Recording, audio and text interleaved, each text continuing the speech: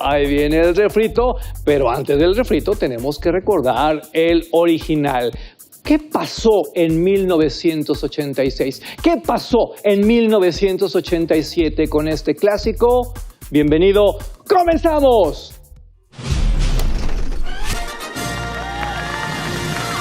Cuna de lobos por aquí, cuna de lobos por allá, la polémica y que entonces nadie podrá igualar al original.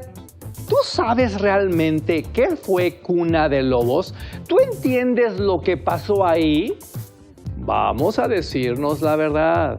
Muchas cosas han pasado, muchas cosas han cambiado desde aquel lejanísimo 1986. ¿Tú te acuerdas cuál era el contexto en el que surgió esta gran producción de Carlos Tellez, escrita magistralmente por Carlos Olmos? Vamos a recordar un poquito.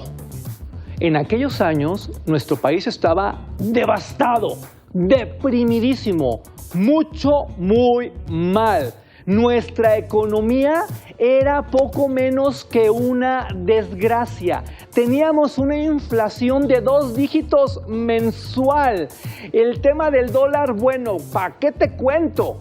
Y veníamos de cosas muy rudas como el terremoto de 1985. Yo lo que quiero es que entiendas esta olla de presión que era México cuando llegó Cuna de Lobos. Porque evidentemente, gracias a eso, aquel título se convirtió en el cañonazo inolvidable que es hasta el día de hoy. Otras cuestiones que tienes que tomar en cuenta para realmente apreciar la primera Cuna de Lobos es que en los años 80 no teníamos la industria cinematográfica que tenemos hoy. En los años 80 no teníamos la cartelera teatral que tenemos hoy. En los años 80 o hacías telenovelas o hacías telenovelas. No había series, no había internet, no había celulares, no había nada, absolutamente nada. Y esto fue lo que permitió que los más grandes nombres de la producción, de la dramaturgia, de la actuación, de las técnicas cinematográficas, en lugar de trabajar en otras aristas de la industria del entretenimiento, estuvieran trabajando en los melodramas seriados, en las telenovelas.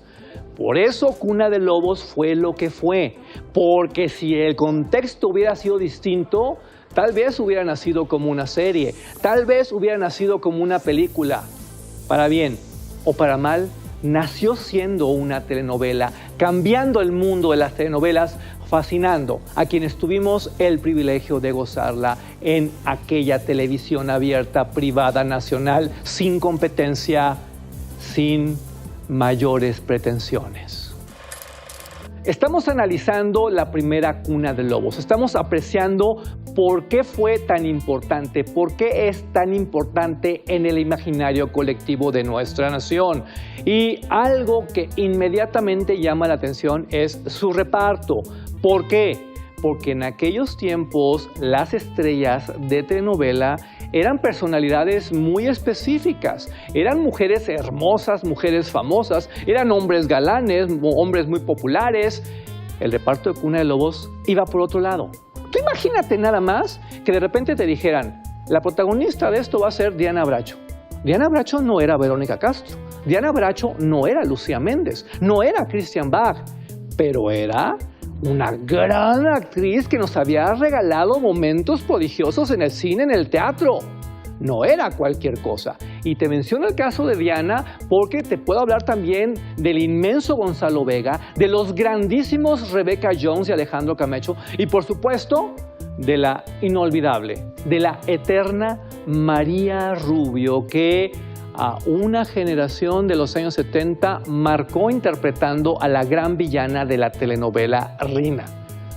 Todo esto llamaba inmediatamente la atención. Todo esto hacía que la gente se volviera loca de intriga, de cómo diablos una telenovela puede tener este reparto. Aprecia lo que fue Cuna de Lobos, aprecia a estos grandes de la actuación. Imposible hablar de la primera cuna de lobos y no hacerle un reconocimiento público al inmenso Pedro Plasencia Salinas, a Pedrito, al hijo de doña Carmen Salinas, porque este genio musical compuso toda la música de Cuna de Lobos que en aquellos años rompía directamente con la melosidad de los temas tradicionales, con las cancioncitas bobas y nos regalaba una potencia, un dramatismo como nunca habíamos visto en la historia de la televisión mexicana. La música de Cuna de Lobos, nada más la música, es una obra de arte. Te invito a que la escuches y a que la disfrutes en la nueva versión, porque al parecer se van a respetar estos acordes. ¡Qué bueno! Yo podría estar todo el día hablándote de la primera Cuna de Lobos. Y también, como te hablaba de la música, te tengo que hablar del vestuario, porque estamos hablando de los años 80 y de una concepción de la moda muy distinta al del mundo de hoy. Para que te des una idea de lo que te estoy diciendo, en Cuna de Lobos muchas innovaciones se pusieron en pantalla por gente tan increíblemente talentosa como el maestro Alejandro Gastelum, como los peinados de Rebecca Jones, que eran de vanguardia, como esta ropa llena de hombreras para las mujeres, como el gran peinado clásico caricaturesco de María Rubio, de Catalina Krill, o los parches que iban cambiando dependiendo de los vestidos. Es divertido. Es simbólico, es Cuna de Lobos. Se hizo bien en su momento, realmente se hizo bien también desde la perspectiva del vestuario. ¿Por qué tanto escándalo con Cuna de Lobos? Pues, ¿qué pasaba aquí, Realmente, ¿qué onda?